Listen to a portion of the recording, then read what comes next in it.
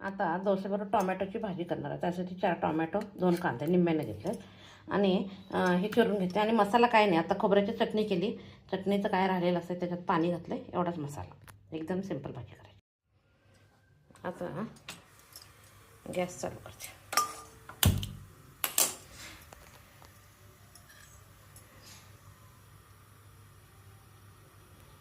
थोडंसं तेल घालायचं. आता इकडं भात तयार झाला. कुकर खाली घेते.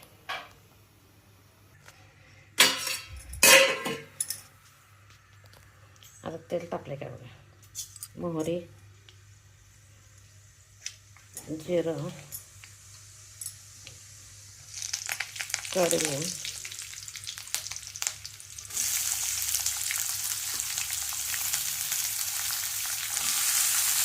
कांदा. कांदा एक 2 मिनटं परतू द्यायचा. हळद, धनेपूड, जिरेपूड,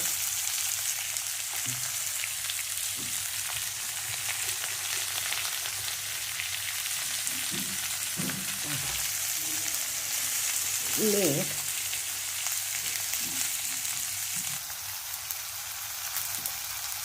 आणि तिखट.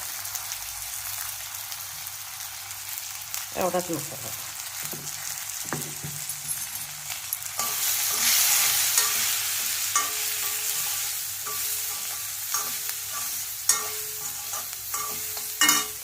आता ह्याच्यात चिरलेले टोमॅटो.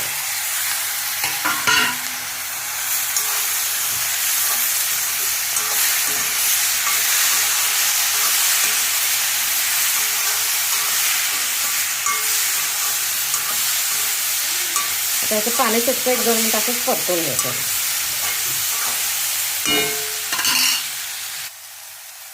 त्याच्यात तेव्हा चटणीचं भांडं होतं की नाही, त्या भांड्याचं पाणी असतं. बाकी काय मसाला नाही. थोडासा गूळ.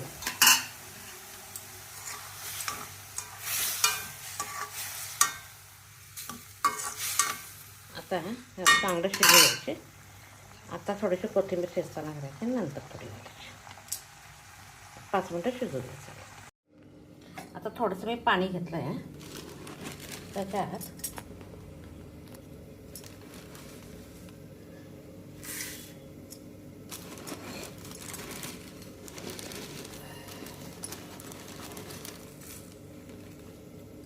दोन वाटी चिरमुरे घेतले आणि परत पाणी घातलं. ते पूर्ण भिजले गेले पाहिजे.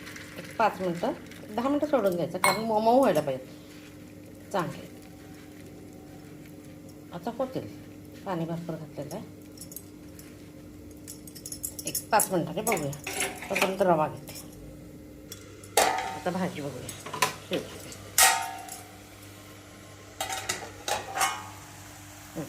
मस्त शिजली भाजी.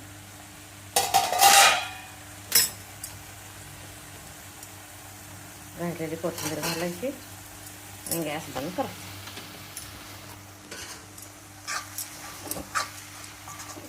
चिरमुरच्या डोसाबरोबर खाण्यासाठी मी आज टोमॅटोची भाजी करते. आता भाजी झाकून ठेवते. चटणी झाली, भाजी झाली. आता म्हणणं हे भिजायला लागलेत चिरमुरे. 10 मिनटं झाकून ठेवायचे. रवा एक 10 मिनटं हे करायचं, पाण्यात ठेवायचं, म्हणजे चांगला फुलून येतो. 10 मिनटं जाऊ देत. आता रवा चांगला फुलला आहे. पहिल्यांदा मी मोठं मीठ घालणार आहे. मोठं मीठ घातलं तर टेस्ट चांगली असते. मोठं मीठ. त्याच्यानंतर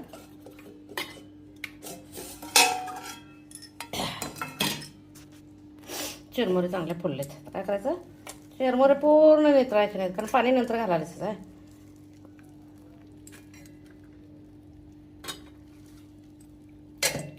मग असं वरच्यावर घ्यायचे, कारण पाण्याचा अंश पाहिजे करण्यासाठी, मिक्सर करण्यासाठी. त्यानंतर त्याच्यात 1 चमचा दही घालायचं. दही फार आंबट घ्यायचं नाही, आपलं रेग्युलर फ्रेश दही घ्यायचं.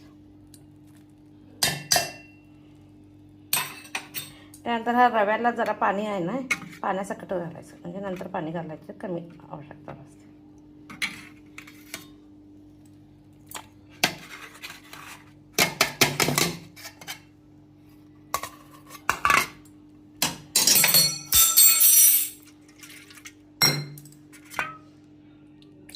आणि आता मिक्सी करून घ्यायचं.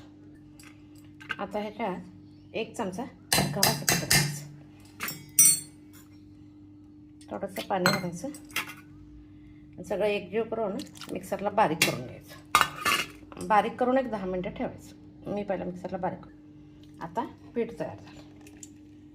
एक 5 मिनटं सोडलं तरी बस आहे. 5 मिनटं झालं की लगेच करायला चालू करायचं. असं असायला पाहिजे. 5 मिनटात लगेच डोसे घालायला चालू करायचे. एक 5 मिनटं झाकून ठेवते.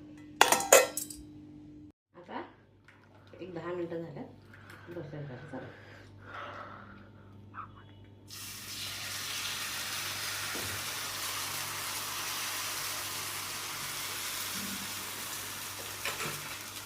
मोठा करायचं.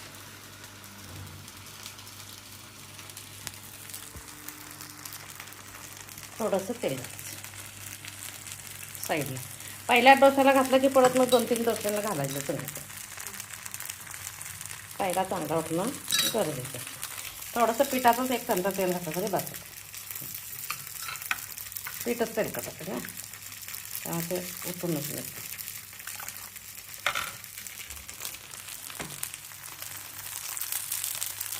साईडचं तेल घ्यायचं. 2 मिनटं.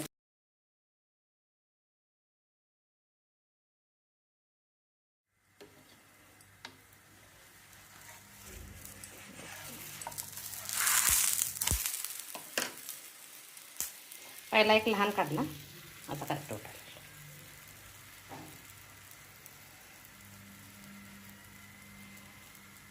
आता गॅस बारीक करायचा आणि काढून घ्यायचं.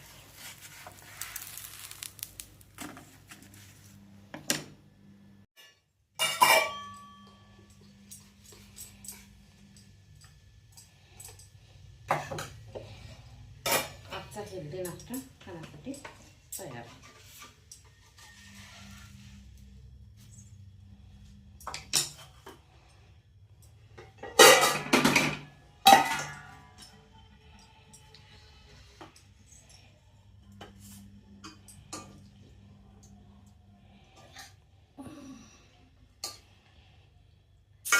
माझी रेसिपी आवडते तर लाईक शेअर सबस्क्राईब. आता खोबऱ्याची चटणी करण्यासाठी मीठ, त्याच्यानंतर खोबरं, मिरची, लसूण, कढीलिंब, कोथिंबीर आणि चिंच घालायची किंवा लिंबू. मी आज लिंबू घालणार आहे. लिंबू पिळून घ्यायचं. पाणी घातलं. आता बारीक हे करून घ्यायचं मिक्सरला. आता चटणी तयार झाली.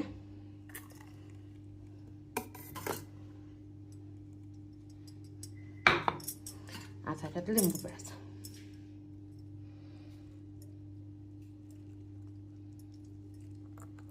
ज्यांना फोडणी पाहिजे त्यांनी एक लहान पॅन ठेवून त्यात तेल तापायचं आणि नंतर त्याच्यात मोहरी, बॅडगी मिरची, कढीलिंब घालायचं आणि हिंग एक 1 पिंच घालायचा. फोडणी तयार करायची. आम्ही काय फोडणी करणार नाही, अशीच वापरणार.